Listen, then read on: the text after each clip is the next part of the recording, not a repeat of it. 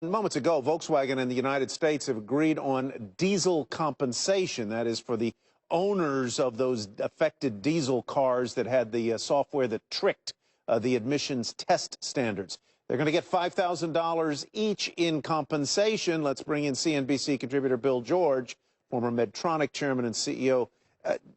$5,000 for the 600,000 people who own one of these affected cars.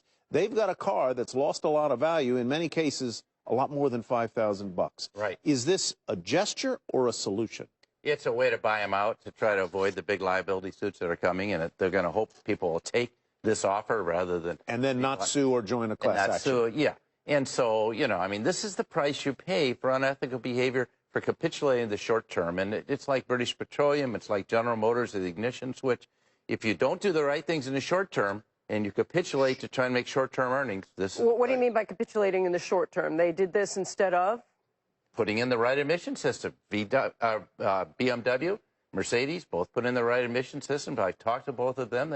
They're horrified at what happened. I mean, just put in the right solution. Protect people. Meet the standards. Much more expensive cars, right? Mercedes and BMW? I got you, but if you try to... Same thing with General Motors ignition switch. They knew what to do right. They just didn't do it. So VW... They have real management Should VW have offered, as Brian was saying, to buy back all of the cars that are on the road?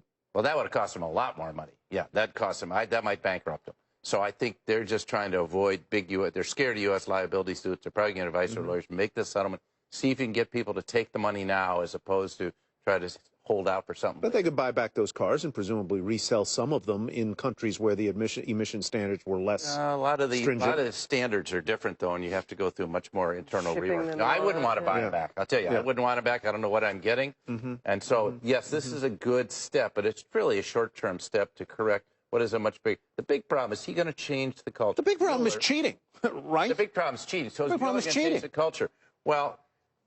you know, I think General Motors didn't cheat, but Mary Barra is really working hard to change culture. Is Mueller going to do that? Is he going to let the same culture exist, which could create another problem? You either go in and you have to really rip out the culture and change it.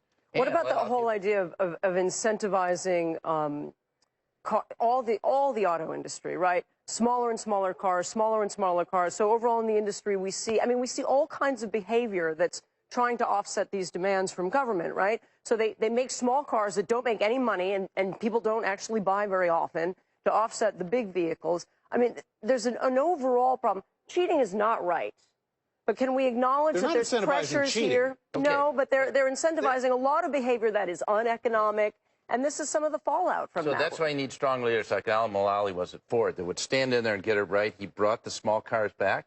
The previous generation were... But they don't make that much money. They wouldn't do it unless the government insisted on it, right? You can make money if you do the right things from a productivity, from an employee standpoint. You can make money. You know, you're choosing the price of those cars. You don't have to give them away. You can set a good price of your cars, create value like Toyota's done with a Lexus. Intel doing a large number of layoffs, almost 10% of the workforce. What's the problem there? They're not growing enough, are they? They're not growing, and they had the sweet spot with the big ramp up of PCs. PCs aren't growing. The customers aren't growing. But they didn't move fast enough to put growth vehicles in place a long time ago. That's where they failed. And, you know, there's like 50 to 100 great franchises in the world. VW is one of them. It's being depleted. Is Intel being depleted with these layoffs? This is the first of many. He dissembled a little bit on an earlier show today. You know, we'll see. I think it's a great company. You can cut your way to profitability. You can't cut your way to growth. You cannot. And, by the way, in the end, the market's going to pay off for growth. My former company, Medtronic, went through a bad patch. Went from 18% growth to 1%. Now they're coming back. Yahoo salvageable? No.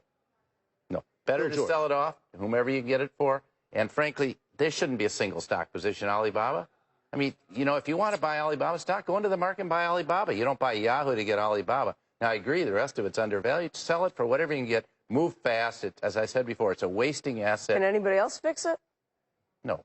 Verizon, look, they took AOL, okay, and they're trying to put a little... You know, the people that did it right, is look at what Zuckerberg did. He missed out on mobile. He moved so fast to correct it, okay? And Mayer got there with Mission Impossible. It was too late for her. It was past the point of no return with all this stuff with Jerry Lang and all. Or Mission Impossible for the theme of the show. Well, George, thank you. Bring back